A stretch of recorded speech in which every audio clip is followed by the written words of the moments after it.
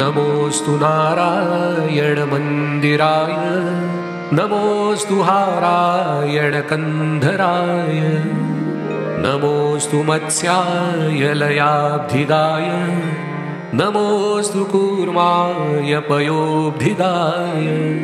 नमो वराहाय धराधराय नमो नृसिंहाय परात्पराय नमोऽस्तु शक्राश्रयवामनाय नमोऽस्तु विप्रोत्सव भार्गवाय नमोऽस्तु सीताहितराघवाय नमोऽस्तु पार्थस्तुत यादवाय नमोऽस्तु बुद्धाय विमोहकाय नमोऽस्तु ते कल्की पयोदिताय नमोऽस्तु पूर्णामितसद्गुणाय समस्तनाथाय अयाननाय करस्थशङ्खोल्लसदक्षमाला प्रबोधमुद्राभयपुस्तकाय नमोऽस्तु वक्त्रोद्गिरिदागमाय निरस्तहेयाय हयाननाय रमासमाकारचतुष्टयेन क्रमाच्चतुर्दिक्षु निषेविताय नमोऽस्तु पार्श्वद्वयगद्विरूप श्रियाभिषिक्ताय हयाननाय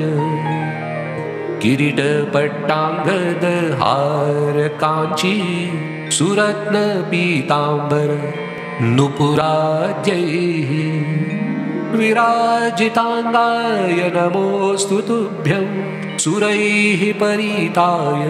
हयाननाय विदोषकोटिन्दुनिभप्रभाय विशेषतो मध्व मुनिप्रियाय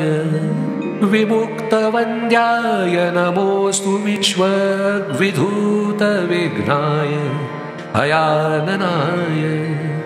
नमोऽस्तु शिष्टेष्टदवादिराज कृताष्टकाभीष्टुत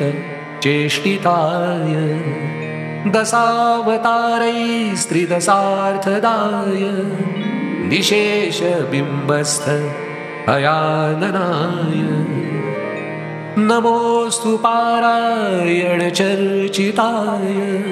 नमोऽस्तु नारायण ते अर्चिताय इति वादिराजपूज्यचरणविरचितं दशावतारस्तोत्रं सम्पूर्णम्।